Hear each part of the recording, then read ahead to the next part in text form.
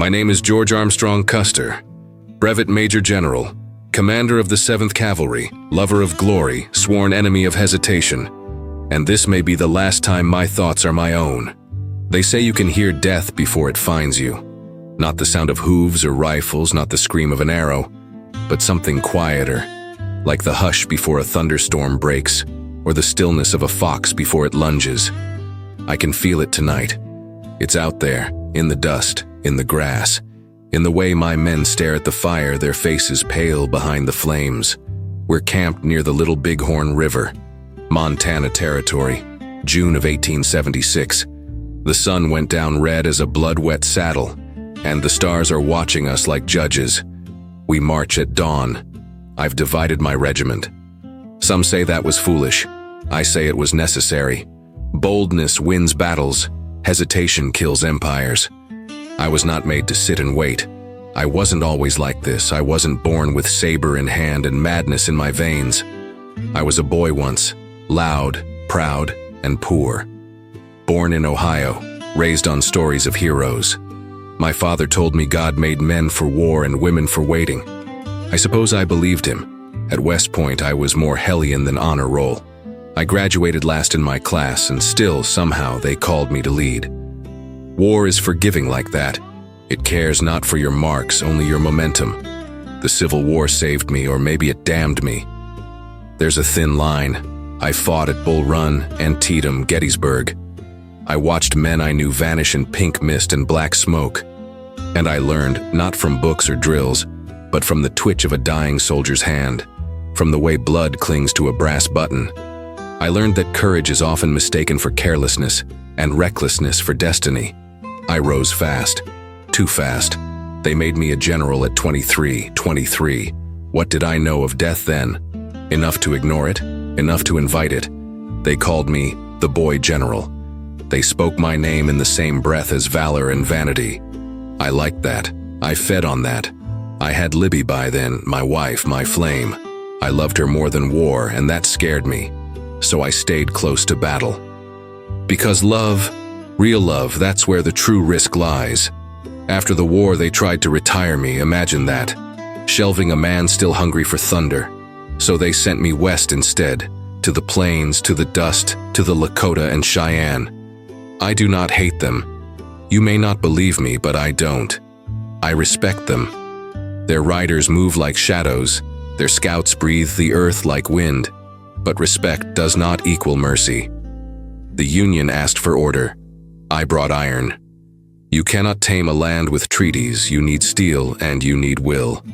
We fought them before. Washita.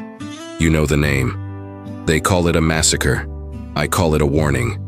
I lost good men there, but I learned something more precious than victory. I learned the weight of silence after the shooting stops. Now here we are again, at the edge of another reckoning.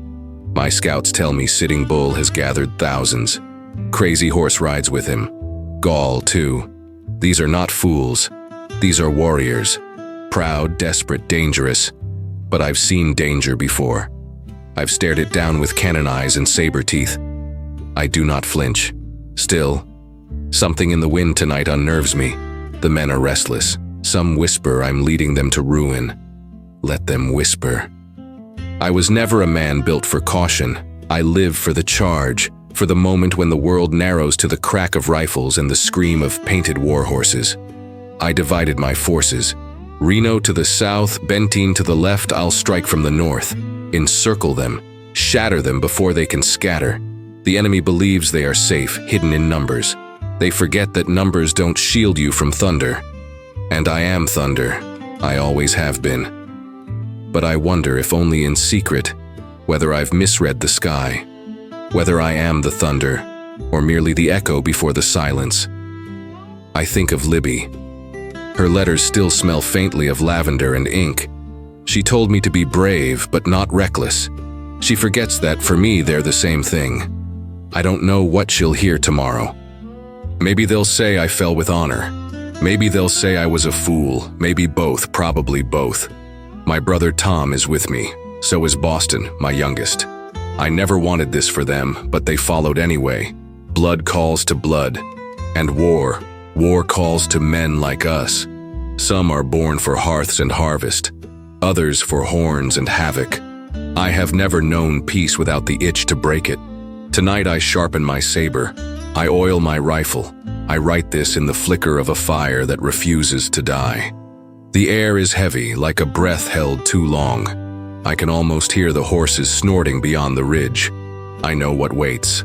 I've always known. If this is the end, then let it be remembered that I rode into it with eyes open and mouth shut, that I gave no apology and sought no permission, that I stood where others faltered and charged when others begged to wait. My name is George Armstrong Custer, and if I fall tomorrow, let history not lie about me. Let it say he was no coward, he did not hide, he saw the fire, and rode straight into it. They came not as men, but as a flood. The dawn had barely stretched across the ridges when I saw them. First, a shimmer of movement in the grass, then a ripple, then a roar. The warriors spilled out of the valley like fire catching dry brush, fast and endless, with feathers dancing and rifles flashing like teeth. There were too many. More than I had allowed myself to believe. I gave no time for hesitation. I never did. I shouted orders above the rising chaos, signaled the charge, and we moved. We moved like we meant to survive it. My men, the 7th, God bless them, they did not tremble. Not then. Not yet. They followed me because I never lied to them about what we were. We were breakers, storms in blue coats, and they believed in my thunder. The first volley cracked the morning apart. I saw one of my troopers fall with his horse tangled and screaming. Another slumped forward, lifeless before he hit the dirt. The enemy had more rifles than we expected. Repeaters, good ones, and they weren't afraid to use them. I looked for Benteen, for Reno, but I saw no sign, no support, no flanks, just sky and dust and death. I pushed forward, always forward. That was the only direction I ever believed in. We cut into their lines, tried to scatter them, but they bent like reeds and closed in again. There were women among them, old men, children, watching from the ridges, not cowering, watching. Sitting Bull's people fought like those who had nothing left to lose. And Crazy Horse, I saw him, not 10 yards away. He rode through the storm like a ghost carved from fire. I fired once, missed. He didn't even flinch. We tried to hold the high ground. Keogh's men dug in at a small ridge. I saw him fall with a bullet to the face, his horse kicking in madness. The Lakota surrounded us, singing war songs that cut through the air sharper than arrows. My brother Boston was hit. He fell behind me, clutching his side. I called out to him, but the roar swallowed my voice. I never saw him again. Tom was still upright, fighting like a demon. Blood down his face, saber red, teeth clenched in something that looked more like a grin than a scream. He was always the braver one, or maybe just more stubborn. The line broke shortly after. No bugle, no signal. Just the understanding, the old terrible understanding, that no one was coming, that this was it. And still we fought. I remember shooting a man at close range. He had paint across his face, red and yellow, and eyes that didn't blink. He collapsed at my feet, his blood warm on my boots. I hated it. I hated that I had to do it, but I hated dying more. Then I was on the ground. I don't remember how. My horse gone, my saber missing, my rifle bent. My breath came ragged and the sky spun in circles like a drunkard with nowhere to fall. I crawled to cover behind a fallen tree, next to a soldier named Foley, barely 18. His leg was gone below the knee. He didn't cry, just looked at me and said, "Are we going to win, sir?" I didn't answer. He died before I could lie to him. Time broke after that. The sun kept moving, but my sense of it didn't. It was all noise and silence in turns. I saw men I'd known for years disappear in smoke. I saw a boy I had disciplined once for stealing apples, die shielding his friend with his body. I saw Crazy Horse again, this time closer. He moved like lightning wrapped in leather. There was no stopping him. The end came slow and fast. Strange how it does that. One moment I was still fighting. The next, my hands were empty, my vision dimmed, and my knees met the earth like they were greeting an old friend. I fell next to Tom. He was already gone. There was no last stand, not the way they'd later tell it.